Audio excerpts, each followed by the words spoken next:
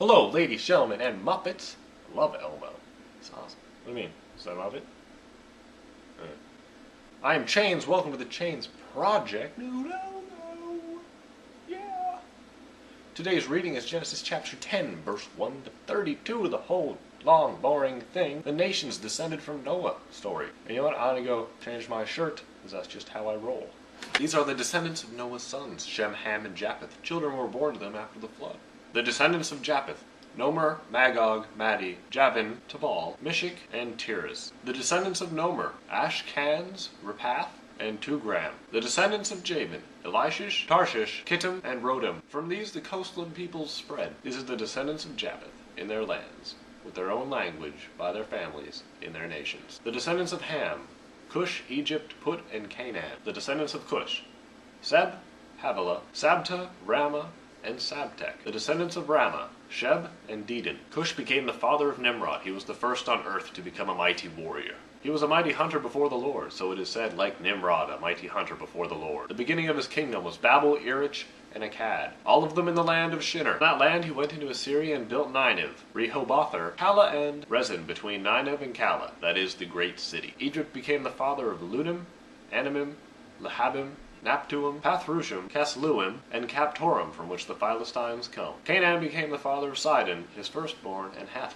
And the Jebusites, the Amorites, the Girgashites, the Havites, the Arkites, the Sinites, the Arvadites, the Shemarites, and the Hamathites. Afterwards the families of the Canaanites spread abroad, and the territories of the Canaanites extended from Sidon, in the direction of Gerar as far as Gaza, and in the direction of Sodom, Gomorrah, Admah, and Zeboim, as far as Lasha. These are the descendants of Ham, by their families, their languages, their lands, and their nations. To Shem also, the father of all the children of Eber, the elder brother of Japheth, children were born. The descendants of Shem: Elem, Asher, Arpachshad, Lud, and Aram. Descendants of Aram: Uz, Hal, Gether, and Mash. Aparachshad became the father of Shelah, and Shelah became the father of Eber. To Eber were born two sons. The name of one was Peleg, for in his days the earth was divided, and his brother's name was Joktan. Joktan became the father of Elmadad, Shelepah, Hazar-Mahaveth, Jurah, Hadorim, Uzal, Diklah, Obal, Abimal, Sheva, Oper, Havilah, and Jobab. All of these were the descendants of Joktan. The territories in which they lived extended from Misha in the direction of Separ, the hill country of the east. These are the descendants of Shem, by their families, their languages, their lands, and their nations. These are the descendants of Noah's sons, according to their genealogy and their nations. And from these the nations spread abroad on the earth after the flood.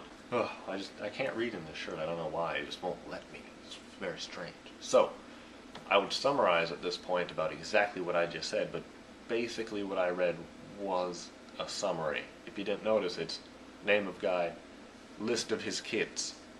It's all we got. I mean, it's very boring, and I'm pretty sure most of you that survived this point have a headache and hate me. Alright, now the first notable thing in this whole boring mess of horribleness is the mighty hunter Nimrod, which is what we call idiots now. We call them Nimrods and nincompoops. Surprised there wasn't a nincompoop in this. I don't know why.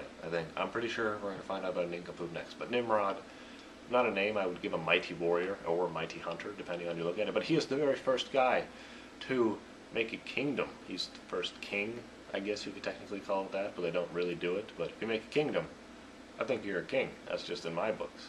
I'm going to name my kid Nimrod now, and then he will be made fun of at school. The kingdom that Nimrod made was Babel, which later became Babylon. Most people know that from Babylon 5, the amazing TV show. Babel was not just a city, it was actually an area of land, which is modern-day Iraq. The last interesting kind of fact tidbit, tiddly-doodle, that I could find was the meaning of the word Semitic. Most people know that from the whole Nazi thing being anti-Semitic or an anti-Semite. But it comes from the word Shem. As we all know, that's Noah's kid. But it doesn't exactly just pertain to Jewish people, it just means people of the East, because that's where all of Shem's descendants went. They went eastward, everybody else went west, or north, or south, depending on which way they went. That is it for this episode of The Chains Project. Thank you very much for watching, and your continued support of this very boringness. Please leave all your comments, questions, concerns, catastrophes, coconuts, and carrots in the comment section below, or send me an email. I love those because it gives me a blinking light. I love blinking lights. And I was working on an outro for this episode, but it's been raining a lot, and the power keeps going off and on, so I don't even know if I'm going to be able to get this to you guys on time.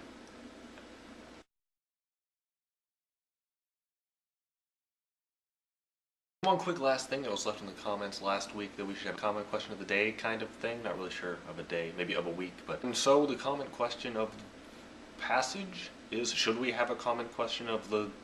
You guys gotta decide what it's a comment question of and what they should be about, because I'm not really sure. Leave it below, along with all the carrot and coconuts. Night.